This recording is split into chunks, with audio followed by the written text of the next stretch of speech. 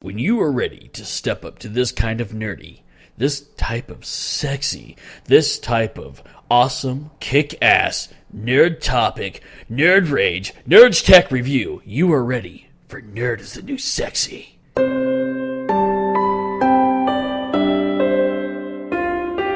Nerd is the new sexy. Yeah! Yay! Oh, yeah. And no. Not one of us is Paul Rudd. No. Hey, everybody, what's going on? As always, I am Sunrie, and with me. Wildfire One! And also... Grizzly McBee. Woo! Welcome to Nerd's New Sexy. Tonight's topic is Wyld. I believe it is SNES and the games we love. That's right, episode 64. Haha, Nintendo 64. Nintendo 64! Oh, yeah. Oh, my. Also, I want to point out, if you guys are listening to this, we're still alive. Yeah, which kind of sucks. Kind of sucks, kind of does. And I mean, the SNES Classic is coming out on the 28th, and that's why we're doing this podcast. And the world better not end, because I need me one of them classics. I've already got what I need. Oh, yeah, it's because you got a Raspberry Pi, you asshole. Yeah, fuck Nintendo. They let me down too many times. They can suck on my taint. It's a big taint. Yeah. Mm-hmm. It's very bitter, as you can tell. I'm very bitter. So Super Nintendo. Yeah, we're great focusing game, on the great- SNES. Amazing setup. It was the best thing that could come out since the Nintendo. Yep, changed so many things.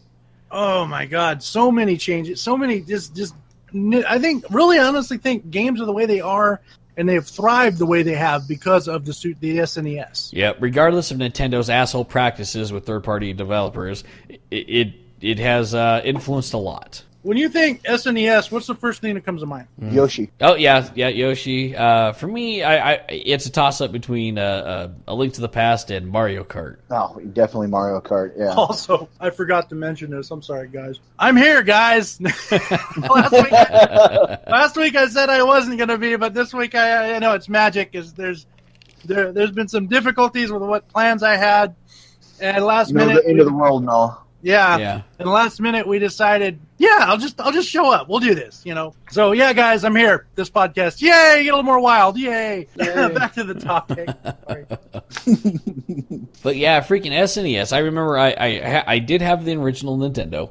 I had that for a short time in my childhood. I remember when the Super Nintendo came out. I was so freaking excited. Now, at the time, it was $99. No, it was $199.99. Mm-hmm. But it came with 2 controllers and a game. Are you assholes listening? It came with 2, not you assholes, other assholes. I'm not our asshole. I was proving your point. Like, yes, I agree with you. Oh, okay, yes, yeah, and not assholes listening, because our fans aren't necessarily assholes. But Sony, Microsoft, even Nintendo again, are you fucking listening? You gave me 2 controllers, all the hookups I needed, and a game. 2 controllers and a game. Not just any 2 game. and a game. Not just any game. Super Mario Brothers. Super Mario Brothers. Well, no, I'm talking about the Super. I'm talking, with the Super Mario World. Super Mario World. That was my mistake. Yeah. Super Mario World. You're right. A game in 1990 when I was 10 took me hours upon hours upon hours of completing. This was back before the internet was available to most people. This is when it was in its infancy, when it was just a bunch of freaking nerds talking to each other on a closed network, and we didn't have a chance to look things up unless you bought power guides, and I still managed to find that fucking Star Road by myself. Yep. Because we were better gamers back then. Well, they didn't tell us. We had to find that shit. We at that point, if you're a really good gamer, you would go out of your way to look for shit, right? Yep. Mm-hmm. So, and Super Mario World was a great game. Oh, fantastic. Oh, you do one level 1,000 times just to make sure you didn't miss it. Yeah. Yeah. And I remember even going through the checkpoint the first time on Super Nintendo and seeing Mario pass through the gate and shitting myself because of the layering available. Yeah. Yep. The music. Let's talk about the music. For Super Mario. Oh, and just the music on Super Nintendo, what it was able to produce which is another thing that changed video games and stuff like that. Now, I believe the Genesis had come out first. Yeah. I did not want the Genesis. I wanted the Super Nintendo because I knew people who had the Master System, the original Sega Master System and stuff like that. One of my cousins had it, and it was way more powerful and better than the Nintendo was. But Nintendo had the games. Yeah. And everyone had the Nintendo and everyone played. So when the Genesis came out, I'm like, oh, I know of the Genesis. I know that they had a previous console out, but it's not that much better than the Super Nintendo or than the Nintendo. I want a Super Nintendo when it came out. That was what I needed. Mm-hmm. Yeah. Now I'm not saying I killed someone to get it, but I did knife someone in front of his own mama to get that Super Nintendo. I knifed his mama and then took him home. Yeah. Yeah, so he was my slave in my basement. I mean, that was that year. That was pretty much my Christmas present. It was the Super Nintendo, and I had a few other things, but that was my gift because I was $200 fucking dollars in 1990. Yeah, that was my first gaming system. Was the SNES. Mm-hmm. A lot of people. The SNES was still popular. What, 96? Yeah. Yeah. All the way up until the PlayStation came out, which that's a whole other podcast by itself. Yeah. Now, and if you think about this, how well has even with the Genesis, I'm gonna put the Genesis because this isn't going to be an SNES versus Genesis. This is just our love for Super Nintendo. Yeah. But even with the Genesis games from that 16-bit era to this day, hold up in gameplay, and yet you take things from like the PlayStation 1 and the PlayStation 2 era, and they do not hold up. Some of them were interesting games and fun games, but they don't hold up like that 16-bit 2D era. People still can find enjoyment out of the 16-bit games. I know I still do. Mm-hmm. Oh, heck yeah. I mean, even more so than the Nintendo. And the Nintendo's got some good games, but the Super Nintendo had some badass games. And it was just phenomenal, the power coming out of that thing. Oh, yeah. I used to get in trouble with how much I played Super Mario World. Just going through and just playing it and just how long you could play it. But yeah, my parents would be like, get out of the house, go do stuff. And I'm like, no! Mario must save the princess! He needs to get laid! Yeah, I got a blue dinosaur that's flying. Why do I want to go outside? You know that shit outside. Yeah. I think I'm trying to think here. So obviously my first game was Super Mario World. I think the very next game I got was Legend of Zelda: Link to the Past. You know what? I know I rented a lot of games because renting. Oh yeah, I remember renting games. Yep. But I also the one I could probably remember, the big title game that I got, next was definitely Legend of Zelda: Link to the Past, which. Yep. That game, and again, it's still one of the best Zelda games. Going back to the music, the old Nintendo had, it was basically bleeps and bloops. The Super Nintendo had a better sound processor to where it could make music almost a better sound fonts in general, where it can make music almost orchestral. Yeah, that's where you saw it. Yeah, it had an 8-channel stereo audio system. Yes. And that's where you saw that bloom. You got to really see that shine at that moment. Mm-hmm. Yeah, and after and I again in the podcast for another time, but now I can appreciate Zelda 2 for what it is. But after playing Zelda 2 and being so disappointed that it was not like Zelda 1, getting Legend of Zelda: Link to the Past, kind of going back to that original style game, and just how big it was at the time, and all the freaking secrets in it, and the running active story while you were playing it. It was phenomenal. Definitely one of my favorite games of all time. It's in mine too, especially as far as the Zelda series goes. Yeah, I think. Oh no, you know what? One I got before that? Street Fighter 2. Oh, okay. Because I had seen Street Fighter 2 in the arcade, not too far before I had gotten the Super Nintendo, and then I remember being over at someone's house and going, "Wait, you have Street Fighter 2 on a Super Nintendo?" And playing it and going, "Oh my god, I can play an arcade game at home." Yep. And so I'm like, I need this game. And that started my love-hate with fighting games. See, I always rented that game. I never bought it. That was my feeling with the Teenage Mutant Ninja Turtles. Oh, which one? Yeah. Turtles in Time. Oh god, Turtles in Time was the shit. That was the game we should have got. Yes. For all of it. Yeah. I remember going to the laundromat with my mom and spending my allowance and that one night a week playing Turtles in Time the entire time we're there. Yeah. And then it comes out for the SNES, and all I wanted the entire year was just that one game. Yep. I saved up with my allowance and bought that myself after months and months and months of saving. Oh yeah, that game was fun as shit. I think the next one I got was Zelda, and then Mario Kart came out. And holy crap, that game was fun. It's funny how they fooled us to thinking it was 3D almost. Right. But it wasn't. It was beautifully done. It really was. Yeah, that whole Mode 7. Yeah, because we had racing games before, but the way they were able to lay the level actually flat and scale it towards you, and it was originally shown to us in F-Zero, but I never liked F-Zero. I was not a big F-Zero fan. I was always a fan Mario of F-Zero Kart. Either. Yeah. A lot of people got into it. I thought it was fun. I think you and I rented it a few times, Sunrie. Yes. And we tried to play it, and we were like, this is not this. We always rent two games. One that we'd be like, and another one we know what we like. Right. And what we do is we play that. We're like, this is kind of cool, and then we're like, let's go back to the good one. Yeah. Yeah. But I remember Wyld had actually introduced me to the Final Fantasy series. Because I had never played the original on the Nintendo, but he introduced me because he had Final Fantasy 2, which is actually 4. Yeah, and we played the 2-player option on it, where I controlled certain characters and he controlled other ones.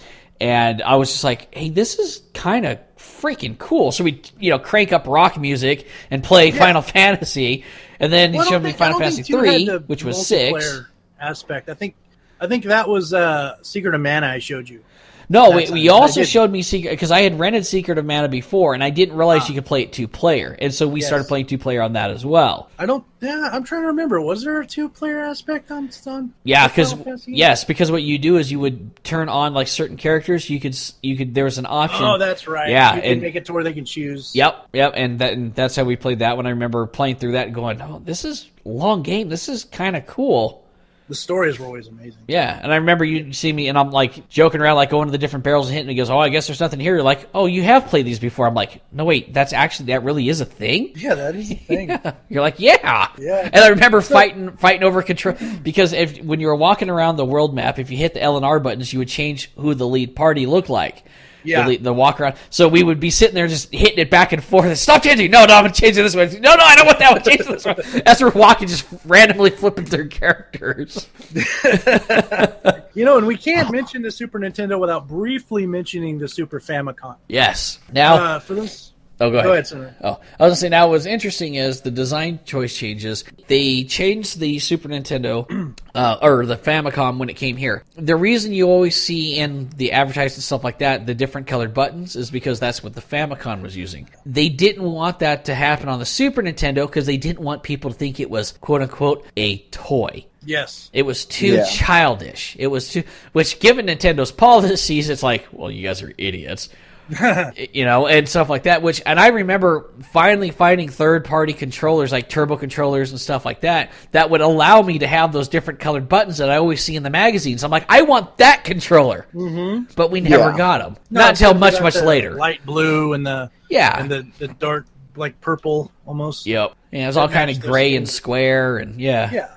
I like the controller. I did too. It was very comfortable. Here, but the copies I have actually have the colored buttons, which is great. Yeah, the Super Famicom. For those of you who don't know, the Super Famicom is literally the Japanese version of the Super Nintendo. Yeah, which means it's family computer. Famicom. Yeah. Good system. The layout of the system itself was a little different than what we got, but honestly, you can't complain because the Super Nintendo was a beautiful box. Oh, yeah. It was a beautiful brick back in its day. Yeah, and it had good ventilation. It fit in most little corners where you would be able to put it. And the cords to the controllers were nice and long. Yeah, top loading system, so you didn't have the problems that the SNES or the NES had. The only issue with that, though, and if I would say the issue is if it fell or something, you could definitely break the cartridge. Oh, easily. Yeah. That's actually how I lost Star Fox, R.I.P. Yep. I was so sad. I loved that game, too, Star Fox. Yeah. We'll get to that one. Yeah, we'll get to that because that's another dramatic, huge change for gaming. Now, PC Master Race likes to talk about how, all of our stuff is already next gen. Well, I've got news for you. It's not. It looks better. But until the Super Nintendo came out with that FX chip, there was not 3D accelerated gaming. The PC did not have it going on. The Super Nintendo was the first system to have a 3D accelerated card built into the game. Which was beautiful. Yep, and that was with Star Fox. In some of these cartridges, the card in the game was better than the card in the console. Yes. Yep. Which is amazing. Yeah, so Star Fox just absolutely revolutionized gaming with the 3D FX chip. Now, what was cool about it was a 3D acceleration hardware and software that was literally built into the game itself. So it acted like a graphics card. And it was like a graphics accelerator. Yes. Almost. Yeah, and up until that point, even PC gaming did not have that. It took the Super Nintendo to do it. The same thing with the audio design in the Super Nintendo. The Super Nintendo influenced and created separate types of sound cards and sound fonts and sound capabilities for the PC market. Up until that point, again, the PC did not have it. Bop, boop. Yeah. The sounds you got, mostly. Yep. The PC is always waiting. There's nothing on the PC right now that is not in consoles. And that is because the PC market always waits for the consoles to come out with the new technology, then the PC refines it. Yeah. No, that's not saying that PC isn't a badass system to play games on. No, but you didn't have the VR headsets and stuff like that come out on PC first. No, it comes out on console first and then goes to PC. This stuff. Yeah, exactly. Yeah. So you can't be like, oh, PC's the best of it or everything, without at least going, you know what? Consoles did do something for us. Yep. In a way, it's standing on the back of its forefathers, and the forefather would be a console. Yeah. You know? And you look at take Final Fantasy 3/6 for example. It had in it the ability for crossfade music and everything like that. Now, this was just built into the system itself. The ability to crossfade music and change channels and blend one song into the next, that did not exist until the Super Nintendo came out. Now, Final Fantasy 3/6 is probably one of the greatest soundtracks ever in a Final Fantasy game. To this day. Yeah, I mean, 2 had some good, 4 had some good, 6 was probably the best, 7 had... 7. For me, 7 always is missing something in their music. 9 had great music. For 7, I think we mentioned this, but the best song that 7 had was Red 13. Yes. That whole tribal da da da da da. Yeah. But the whole that whole battle for Kafka going up the tiers, and every time you go up a tier, a new instrument, new melody cut in, and then it crossfades into Dancing Mad. It's like, holy shit! And that's because the Super Nintendo had the software to do it. Now, interesting enough, one of the things that also changed it, and I will name drop a guy here who is everybody's especially at the time, up and through the PlayStation era, our favorite guy to hate, but don't take away his talent, Tommy Tallarico. He did music for Super Pitfall on the Super Nintendo. He asked the guy, he says, well, can we make this music? And they said, well, the system can do it, but there's no software that's available to do it. He wrote the software to do the fading and the situational music that showed up in every game afterwards. The Genesis couldn't do it, but the Super Nintendo could. Because they had a damn genius working with them. Yeah.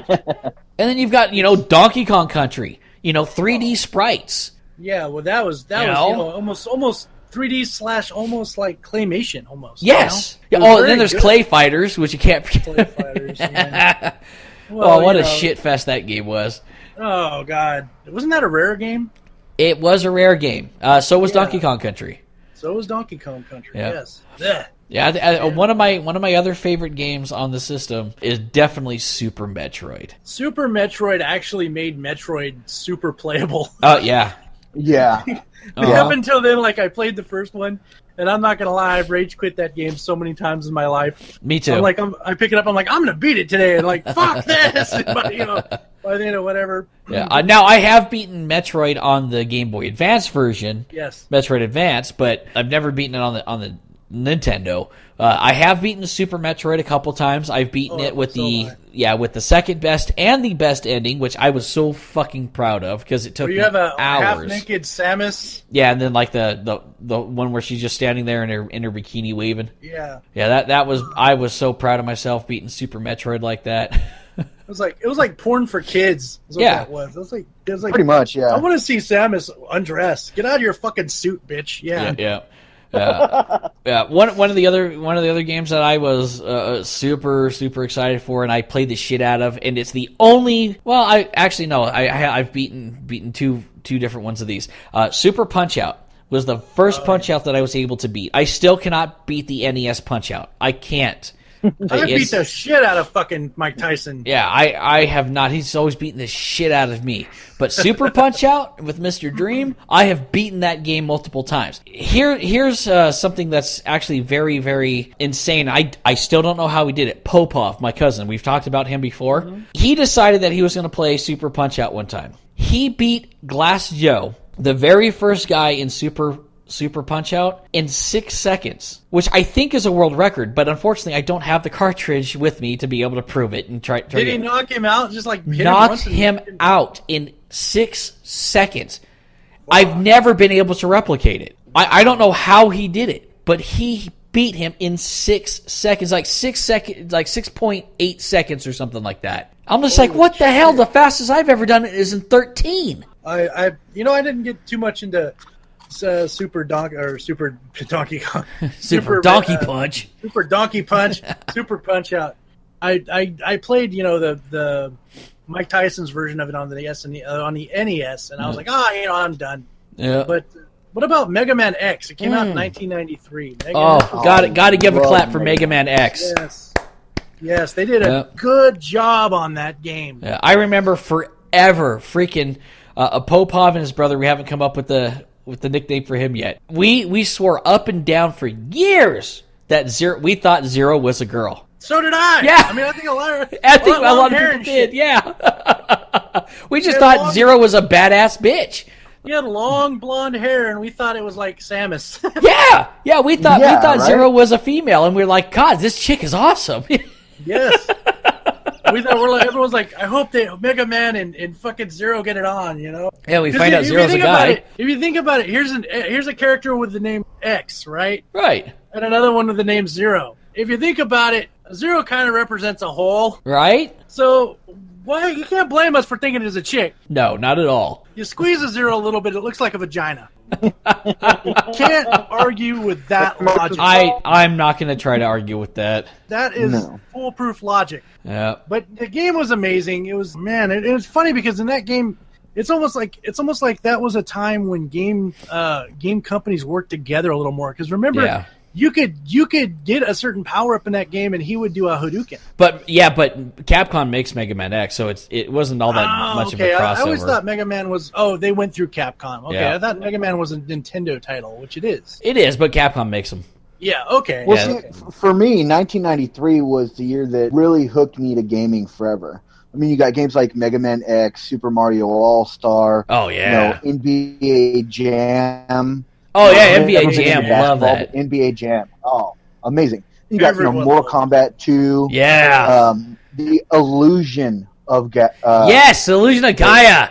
Illusion of Gaia. Yeah, one of my all-time favorites. Love that game. Another game I got Sunrie into. Yeah. And then Street Fighter 2. Oh yeah, Super Street Fighter 2. Yep. Super Street Fighter 2. And then Super Bomberman and Star Fox. Record year with amazing titles that just completely hooked me on gaming forever with just those titles there. Well, if you think about it, I don't think there's one year that the Super Nintendo was out, excluding the final years. It was final years before PlayStation came out. Mm-hmm. Excluding those years, I don't think up until then there wasn't one year that console came out with a game that just wasn't a fucking winner. Oh god, right?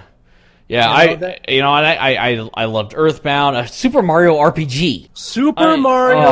That was the first Mario game that was worked on by probably the only Square Enix. Yeah. Or just Square at the time. Yep. ActRaiser, can't forget ActRaiser. 1991, Square fucking ActRaiser. That game defined a lot of characters, and I was really disappointed when ActRaiser 2 went with just the side scrolling and got rid of the world building. But damn, fucking ActRaiser was the shit. ActRaiser was the perfect amount of both, amount of the side scrolling and the world building. Yep, and it had amazing story. Not very many console games at the time did you get to play a god. Right. and you're shaping this world. Now, mind you, the world's going to be shaped the same way. At the time we didn't know this. Yeah. But the world's going to be shaped the same way, no matter how you do it. It's just where you choose to go first and such. So the game itself was an amazing concept. Again, yes, ActRaiser 2 was kind of a letdown. The story was still cool, but it was like unbeatable. I've never beat ActRaiser 2 to this day. I have. I've used the code to get to the last boss. Oh God, it's so difficult. Yeah. That game is so bad. Yeah. And a game that I always loved, and I rendered the shit out of this until I finally beat it, and then I ended up getting like the ROM and stuff like that for it. Super underrated. As factually wrong as it is, EVO Search for Eden. Yeah, that's a good game though. Yeah, it is an action RPG where you start off as a fish and you change your bodies and stuff like that to get more HP, and you quote unquote evolve into other life forms, and until you're on land, and you finally beat the end boss, and you end up with Gaia and stuff like that, and basically become Adam and Eve type thing. It's really fucking cool game. It tries to be educational, but it's not. It's the dates and stuff like that are wrong on it and stuff like that. But yeah, good game, really fun. I suggest you try it out if you've got a lot of time on your hands. It is a little brutal. It's not easy. I don't think I've ever beat it, but I enjoyed it. It's a lot of good fun. Contra 3: The Alien Wars. Yeah, Contra 3 was badass. I think that was the first Contra game I liked since the first one. Yes, because all the other ones kind of lacked something. Mm-hmm. This one they added, the L&R buttons where you could shoot both guns or go between the two, and it was amazing, And then of course, in 1991, which is a year after the Nintendo actually debuted, the Super Nintendo actually debuted, was of course Castlevania 4, which was a retelling of the first game. Was it? Yeah. I remember is that the one that you can move your whip? Yes. I love that game. That's the best one. Yeah, and I remember Final Fight had come out, and it was missing Guy in it, which I thought was freaking hilarious because Guy was like one of the major main characters that was necessary in Final Fight. Mm-hmm. But yeah, that was another fun one. Final Fantasy IV came out in 1994. Yeah, of course.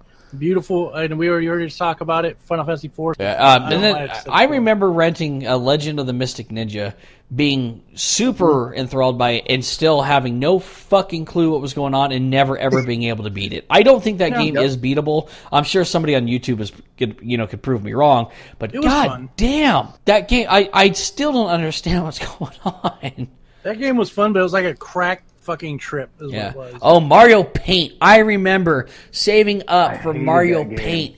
And you and I had so much fun with that game. Fucking love Mario Paint. That was one of my favorite purchases. And that game was expensive as shit at the time. Yeah, it was, came with the mouse and everything. Oh, yeah, I love Mario Paint was awesome. I like how Star Fox 2 comes out in 2017. Yeah. they really fucked us there. Yeah. Well, one of my favorite SNES games ever has got to be Chrono Trigger. Oh, God, yes, Chrono Trigger. That game, I remember. I had played Illusion of Gaia, then got in Chrono Trigger, and meanwhile having a nerd debate over what magic was more powerful, Final Fantasy VI or Chrono Trigger. Yep. And him like in telling. the long run, we both agreed on Luminari. Yes, yeah, and because Luminari and Ultima. Yeah, they like cancel each other out almost, because one's dark and one's light and type thing. And I remember saying like, I remember Wyld going, well, look, every time when you cast magic on Chrono Trigger, the weather effects disappear because the game can't handle it. Now, what's really happening is they're on the same layer, so one has to get removed. But my defense to that was, well, no, the magic in Chrono Trigger is so powerful, the weather has to disappear. The weather changes instantly. He's like, okay. But yeah, freaking Chrono Trigger. Oh my god, and finding out there were, 8 endings? 9 endings? I want to say 13, but I'm probably wrong. Is it 13? Yeah, I'm going to look. There was a lot of endings. Yeah, I remember just shitting myself how you could change it and stuff. And again, finding out that by myself, not Yes. not knowing how to do it. Not going and get a freaking book and figuring it out. Yeah, Chrono Trigger is going to be its own podcast eventually for us, but it definitely, I have a lot of love for that fucking game. The game story was great. That was another game that's not a Final Fantasy franchise with the best music that Square has ever done. There's 18, and some of them are variation of others. Ah, there we go. Yeah, so there's 13, and 5 are variations of other endings, like with and without the wings for the epoch and stuff like that. Yeah. If you didn't get, yeah, okay. Yeah. So I had a feeling it was in the team. Oh, can't forget, and I'm trying not to get stuck on RPGs, but Paladin's Quest. Oh yeah. Paladin's Quest was the shit. Oh, out of this world. When that was available on Super Nintendo, that was mind blowing. Out of This World was very good, and that's another game that I'm meaning to play on my list. And for our European listeners, it's Another World. Yeah. And our PC, it's Another World. Just like Illusion of Gaia was Illusion of Time. Which I actually think Illusion of Gaia is a better title for that, but, I whatever. Agree. Pitfall the Mayan Adventure was the one I was talking about, not Super Pitfall. That was the one with Tommy Tallarico when he wrote the new software for all that. Well, I mean, yeah, it's funny, as you said, you don't want to get stuck on RPGs. RPGs are a big part of why we played these games. You know what? That's true. Super Nintendo was like the RPG fucking king. And I was thinking that I was going through my lists of games that that I have on my thing here for the Genesis and for the Super Nintendo. And to be honest with you, there were much more, at least available RPGs on the SNES than there were on the Genesis. Mm-hmm. And again, this isn't like one being better than the other. We're not debating that. I'm just making a point. Yes. It's funny that there was so many. And now I'm segueing it back into RPGs. Lagoon. Yep. Yeah. Lagoon was awesome. I remember you introduced me to that. Yeah, amazing music, amazing story, great. One of the first, almost one of the first SNES games that I played with. It kind of had like an anime-ish kind of backing to it, which was like the storyline. There was like storyboards that would play and stuff like that. And it was beautiful. It was really good. Yeah, very cool game. Yeah, another one that I played a lot of that didn't get a lot of love, Demon's Crest, that starred the Red Arimer from Ghouls and Ghosts. Yes. Or Ghosts and Goblins, depending on where you're from. That Demon's Crest was actually a really cool game. Yeah, hard as shit. Yeah, but once you started like upgrading your demon, it was pretty cool. Yeah, and you kind of figure out, a little bit Mega Man-ish, where you can, once you figured out what beat what, and you got the real ending for it, it was pretty cool. Yeah. I remember when having Wing Commander on there, too. Wing Commander blew my mind. Yeah, Wing Commander was pretty cool. I played a little bit of it. Let's see, what other games we got here? Well, here's one that I actually enjoyed a lot, but is Frogger. Yeah, Frogger Return. Very, very difficult to play and master, but there's people to this day who hold tournaments for this, and it actually influenced a lot of fighting games in the future. Weapon Lord. Oh yeah, that game is so fucking complicated. But damn, if you cannot do some badass shit in that. It was full weapon combat. You had parries, you had cancels, you had certain moves when you would fight would initiate a fatality and stuff like that. And you could do multiple, like you could cut a guy's head off, drop an orb of power, blow up his chest, and then power slam and cut him in half. Mm-hmm. But it is a very difficult game to play. Here's one, and I know this one. 1995 was a very bad year for me because I was looking forward to a certain game, and it came out, and I was very disappointed in it. Secret of Evermore. Yes. Now, at this point, in time, SquareSoft, which is now Square Enix, could do no wrong in my opinion.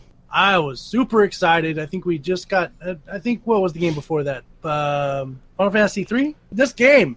I was expecting like a sequel to Secret of Mana, of course, which you guys have heard me rant about Secret of Mana. I love that game. That game is amazing. It's the best thing ever. Evermore I get, and it was like getting fucked in the ass and then in your mouth by a hobo.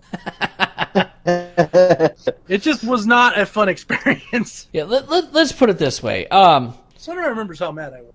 I do. He was actually so mad that he had me, because at the time he didn't have the internet and stuff like that and an email address just yet, and I did. He had me type up a letter to Square Enix I hate mail and letters. bitch them out. And actually, we had just gotten through Breath of Fire. Okay. And then Secret of Evermore came out. Breath of Fire was Enix, though, wasn't it? No, it was Square. Was Breath of Fire Square? Yep. Okay. Breath of Fire Okay. 2 was Capcom. Oh, okay. Okay. Yeah. That's... But yeah, and Breath of Fire was awesome. It was difficult, but a good difficult. And then Secret of Evermore comes out, and you were all excited, and you played it. You were so pissed off. You're like, and at the end, you know what happened at the end there? Fucking Butler did it. Fucking Butler did it. I'm so pissed off. Oh, this is years later. I'm 37 now, and it still pisses me off. Yeah, this is back when we were like 14, 15. He's just like, those assholes. Fucking what? Oh. I had spent money that I earned to buy this game, and it was like getting butt fucked and then mouth fucked by a fucking hobo. It was so bad. It was so bad. Secret Evermore is just the gameplay was fun. The story was like, fuck you guys, this is stupid. Yeah. But Breath of Fire is another good game. Yeah. Oh my god. Fuck you, Secret of Evermore. Yeah. I tried to play it recently again, and I played 3 seconds of it. And He I was gets just the sweats and starts shaking and starts screaming. Yeah. This is bad. This is so bad. I got to put it down. Oh Yeah. my god. Yeah, and then we also had Seventh Saga though, which was freaking amazing. Oh, I love this. Good game. I'm pretty sure that one was Enix. Yeah, that was Enix. That was a good game. Seventh Saga was hours of fun. It had a cool lore. It was a really cool game. Mm-hmm. Not to mention all the Kirby games that came out for Yeah. Oh yeah, I remember when Earthworm Jim first came out, just thinking, "Wow, this game is insane." Yeah, that game was fucking crazy. There's just so many games to talk about. I mean, all the Mortal Kombats. And what were you gonna say, Grizzly? Do you know how many titles were released for the SNES? I do not. 783 official titles. Holy moly! Only JP. 249 were exclusive to the U.S. And Wow. JPN had rights over 90% of them. Yeah. I'll tell you. No, I will say this though. Total Carnage and stuff like that was JPN or LPN. I mean, LPN. I'm sorry. yeah, it was LPN. I knew what you meant. And it was phenomenal. It seems like LPN, when it hit Super Nintendo, hit their stride. I think they just did this thing where they had the writers and whatever they had the game makers. They just basically said, "Fuck this. We're gonna Super Nintendo's getting the shittiest fucking of everything." But then again, they also kind of produced and backed everything too. It's like they did everything they could to make a buck. That's true.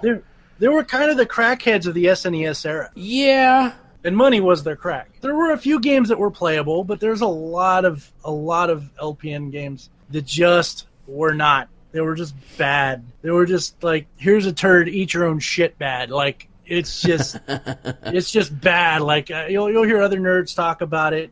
Some of their games were playable. They weren't that bad. That's not as bad as they were. It's just they were the crackheads of the SNES time. Yeah, That's the best way I can put it. Yeah, let's put it this way. LGN released most of the WWF games on the Super Nintendo. Yep. Mm-hmm. Some of them were good. Yeah, some of them were. not so much. Yeah. So it's Yeah, they released the Incredible Crash Test Dummies, which was terrible. The NBA All-Star Challenge, which was They did NFL Quarterback Club, again, Roger Clemens MVP Baseball, Spider-Man the Animated Series, Maximum Carnage, and Spider-Man and X-Men's Arcade's Revenge. Okay, let me say something about Spider-Man and X-Men the Arcade's Revenge. Go fuck yourself, you assholes. That game, if you can beat that game, fuck you too. Now, they made T2, the arcade game, the Terminator, True Lies, Warlock, Wolverine, Adaman, and Rage, which was actually a good game. Was decent. Yeah. So, not all of their shit was shit, but most of their shit was complete shit. Most of their shit was an adamantium turd. Yeah, you can't really break it. You can't sell it. You don't want it, but it's there. Yeah. And it's like, yeah, that happened. And of course, a lot of us got these games, especially the LPN games. We got them because we didn't judge a game off of who made it. With the exception of Square. I'm going to say that right now. With the exception of Square. Yeah, anytime something came out with Squaresoft, we were like, oh my. Oh, give me your dick. Slumber that nut. So, a lot of us didn't pay attention if it was an OPM game. We didn't look for that little rainbow. So we just thought, oh, this title looks cool. Oh, this might be a good game. Yeah, we didn't really pay attention to who was producing, except for with Squaresoft and stuff like that. Oh yeah, we forgot to mention Ogre Battles. Oh yeah, see, I could not get into Ogre Battles because the tactics for Ogre Battles and stuff like that. I remember renting that game and also renting Magic the Gathering and stuff like that. But I remember Ogre Tactics, the first tactic RPG game that I ever rented, and I could not get past the first fucking battle because I had no idea how to play this game. I beat it. Go fuck yourself. Yeah, well, fuck you too. It was a fun game. The story was pretty cool. Like, it's just that game was one of those games that was like made to take your time. Like, yes, it was made. The font, the text would scroll by at a certain speed. And it was in the way the characters moved. Like when you moved from point A to point B, they'd move. They weren't even characters. They're like little chess pieces on a board. Yes, that's why I was so confused. Very slowly and especially if they went over mountains and shit, they'd slow down a hell of a lot more. Yeah, it was ridiculous, but it was a good game. Yeah, it was fun once you figured that out. But, so I know this is late into the podcast we get into this, but here's the specifications of the Super Nintendo versus the Genesis, and why the Nintendo always does and the Genesis can fuck off. The Genesis does what the Nintendo don't, even though we said we weren't going to do it. But we got to. Okay, so check it out. Okay, so the CPU speed for the SNES was about 2.68 megahertz. Oh shit, fast as fuck at the time. It could go up to 3.58, but it's usually right around 2.68. The Genesis had a faster CPU speed, 7.61 megahertz. Now, that was their quote-unquote blast processing. There's nothing in the Genesis that makes things go faster. It's just the CPU speed itself was slightly faster. The CPU bits. Now, that goes to the Genesis. They win that one. Yeah. CPU bits, 16. So they're both a 16-bit system. Obviously, they're tied, but I'm going to give that to the Super Nintendo. Yeah, because, fuck you, fuck you, Genesis. Yeah, fuck you, Sega. Sega, who's around? Who's still there? That's right. You left us, Sega. The fuck RAM, you. 128 kilobytes for the Super Nintendo, only 64 for the Genesis. So even though the Genesis had a faster CPU speed, it was completely bottlenecked in the RAM. Super Nintendo wins. Now, the internal ROM, neither of them had one up until the very late models of Genesis, which I think was the Gen 3 Genesis, and later that was like the really weird looking system. Yeah. Got a 1 megabyte internal ROM. Well, I'm not going to give that to Genesis. Fuck you. No, because it's later on. Fuck you. Now, the sound bit processor was 8 bits on the Super Nintendo and 8 bits on the Genesis. Now, the Super Nintendo did not have a synthesizer because it had better internal software or hardware to produce sounds. The Genesis had a synthesizer, which means it could fake sounds. The Super Nintendo didn't have to fake sounds, so that one actually goes to the Super Nintendo. The audio, 8 channels for the Super Nintendo, only 6 for the Genesis. The Genesis tended to sound really gritty, like a well, the sound RAM alone. Yeah, that helped. But that's why the Super Nintendo got fully orchestrated music. Yeah, just so you guys know, the sound RAM for the Super NES had 64 KB, where the Genesis only had 8 KB. Yeah. So again, Super Nintendo wins. Yeah. The colors, 32,768 channels, including an alpha channel, which makes things transparent. 512 on the Genesis. That is why the Genesis always looked washed out. Now, they would oftentimes flicker things in and out to make it appear to have more colors possible at once, but they could not get anywhere near the 32,768 the Super Nintendo had. That's why all the colors for the SNES were just that much more pretty. Yeah. Now, how many colors it could display at the same time was 256 on the Super Nintendo, 64 on the Genesis, less than half. Now, Super Nintendo could do up to 4 layers. Depending on the mode it used, between 0 and 7, it could have 1 to 4 of those layers displayed all at once. Again, this is why the magic on Chrono Trigger would make it so that the rain and stuff like that disappeared because they were all in the same layer.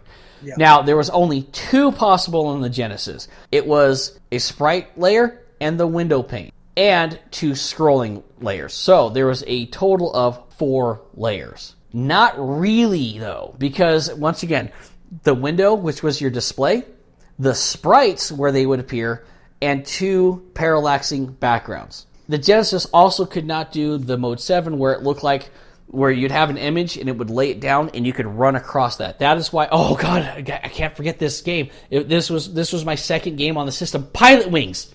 Oh yeah, Pilot Wings. Fucking Pilot Wings was awesome. Please bring back Pilot Wings. We played the shit out of Pilot Wings. Please bring back Pilot Wings. That was one of the first games released for the SNES. Yes. Yeah. Yeah, that was I got that game and the Super Nintendo. That was my gifts for that first year. I can't believe I forgot Pilot Wings. Please bring back Pilot Wings. Good game. Nintendo, god damn it, bring back Pilot Wings. That is awesome.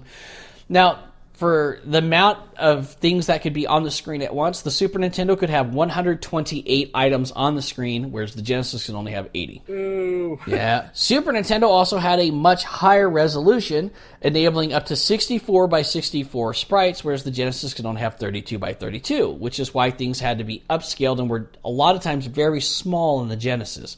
How's that higher processing speed working for you now, bitches? Uh-huh.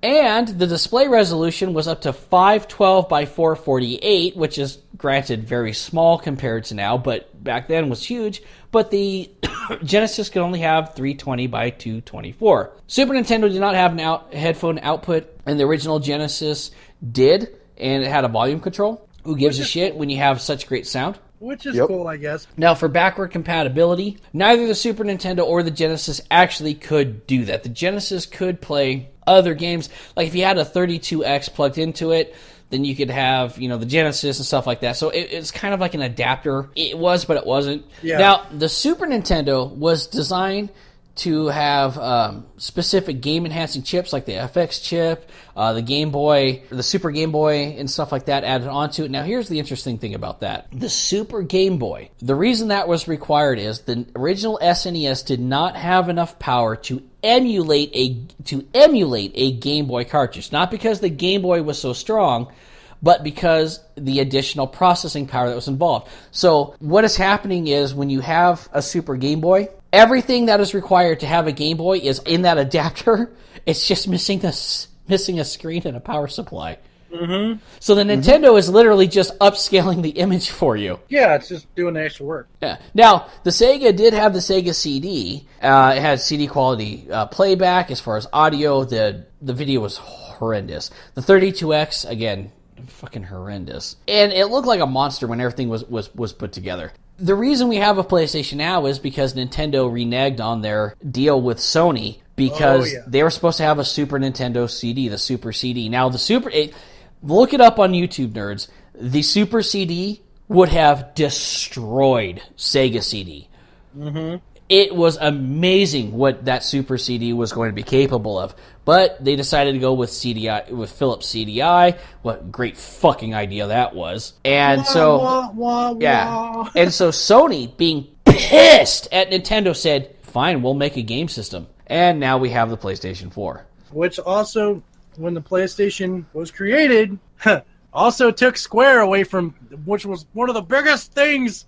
One of the reasons I went for it, because I was a Nintendo fan. Yeah, me too. I was like, well, I'm gonna buy a GameCube, or not a GameCube, an N64. 64, yeah. Oh, what do you mean that Final Fantasy is going to be on PlayStation? Well, then I'm getting a PlayStation.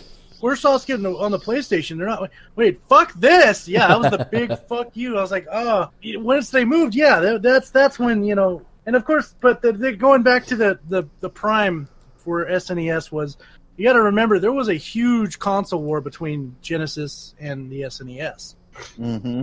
You were either a big fanboy of one or the other. Yeah, you did not have both. Well, you could have both. I mean, I've known people with both, but either way, you still liked one or the other. You were never you were never indifferent. You weren't fucking Sweden when it came to the fucking the console wars. Yeah. Now, come the 29th, nerds, whoever's lucky enough to get one, that SNES Classic is coming out. 21 games. 21. And most of the games we've discussed are on there, including a couple that we haven't. Mario World's on there, Super Metroid, F-Zero's on there. What one did we talk about? Kirby Superstar and Dream Course. Star Fox 2, an actual factual working Star Fox 2. Full version. Yeah, full version, not the beta versions that everyone has put together, but the one that's been sitting on Nintendo's shelf for God remembers how long. It's finally coming out in full complete. We've got it working. We've had it working. Here it is, assholes. Star Fox 2. Fucking finally. And it's $80 for this thing, 21 games. I say go out and get it if you can. I know I'm sending out my my pregnant cuteness to go camp out in front of GameStop because no literally sending his pregnant wife out in front of a GameStop. Who's gonna hit the pregnant woman? Who's gonna hit the pregnant one? Because if someone tries, she can shoot him. You know what? People will be sending her SNES classics as a sorry you had to go through this. That's a nerd. That is pure nerddom right there. I can't stand out and get this game. So wife who happens to have my kid inside her, please. But whatever you do not pop while you're getting that before you get the classic. Don't give birth. No, you tell that paramedic, hey, look, this is happening here. You push that little fucker back in. Yeah, it's either happening here or you assholes hold one for me. or she'll threaten him with pregnant rage or something. Oh my God. Well, I don't need that. I definitely don't need the SNES Classic. Oh, I don't need one. But I will literally die if I don't get it. I don't need one for good reason. I have my Nintendo Classic. Yeah, you've got your Nintendo. I mean, and I've got ROMs and I've got my game controllers and stuff like that to plug into this. But damn, no, I want a fucking because these are like the original experience type thing, and I could play it on the the one I have is original experience type thing. Yeah, well, not as original. I'm going to be an elitist asshole. Not as original as I'm going to have. But fuck you. You'll be surprised. How much are they anyway? They're $80. Oh, cool. I spent a little more than that, maybe like 90, and I've got over hundreds of games. Remember that while you're playing. And the Nintendo overlord out there going, well, fuck you. He's like, buy my shit. It's more important. Yeah. Sunrie is our friend. They're sending the fucking Mario ninjas after me. Yeah. Now give me that Nintendo dick. Nintendo dick. Nintendo dick. I do want to clear one thing up before we go. The other week I talked about getting Destiny 2 and enjoying it. I have continued to enjoy it. I know there's a lot of hate for the game, but for me, the changes they made to the game have actually made it better. The problems that I had with the first game, they cleared up, and the changes they made to the second game were changes that I wish the first one had. And to all the people who are leaving the game and stuff like that, good. Get the fuck out so I can continue to enjoy this game. Good riddance, because you guys are the ones that fucked the first one up. Yeah. The patrols have no point. The strikes have no point. I'm sorry. There is a point. Play the game and enjoy it. I'm not playing the game more hours than having a part-time job in addition to my job every week, would provide. So I'm getting through the game. There's constantly stuff for me to do. I'm enjoying leveling up. The game has been out 3 weeks, and there are people who have beaten the raid and are at max power level with 3 different characters, and they're bitching there's nothing to do. Yeah, well, no shit, idiot. You're not supposed to play 27 to 30 fucking hours a week, for the game. That is what... just enjoy it. Stop fucking crushing it. Stop power leveling. Yeah, There's no reason to I'm sit going there. through and you'd ask cuteness how many times I said, "Oh, I'm back. I'm up to this power level now." And oh my god, I got this drop. And even though I've done all my weekly stuff, I'm still enjoying myself. That's the secret to the game. And the other secret to enjoying the game is stay off of the Bungie forums. It's full of salt. What, Bungie? Yeah, the Bungie forums. I imagine that. I'm sure there's a lot of salt. Yeah, so Bungie, all the shit I gave you on the first game, thank you for fixing it in this one. PvP is still a fuckfest, and I'm only doing it to get my milestones.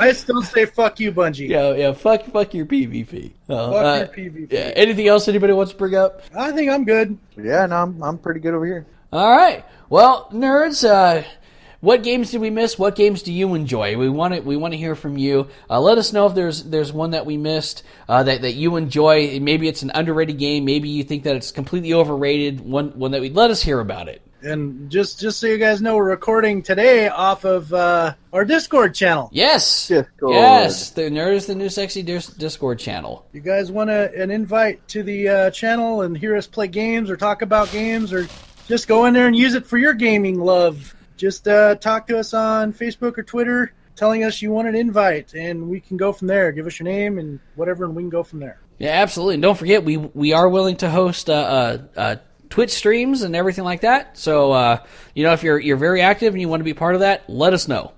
Yes. In fact, I think I'm Definitely, hosting a Twitch stream right now. We're hosting Ice Cold. Yep, we're hosting Ice Colds. At this moment. So, of course, when this comes out, it won't be hosting Ice Cold. But Unless either way, we are. Unless we are. Or the world might end. Oh, the world might end. You're not listening to us at all. But either way, stay sexy. Stay sexy, everybody. I'm definitely sexy.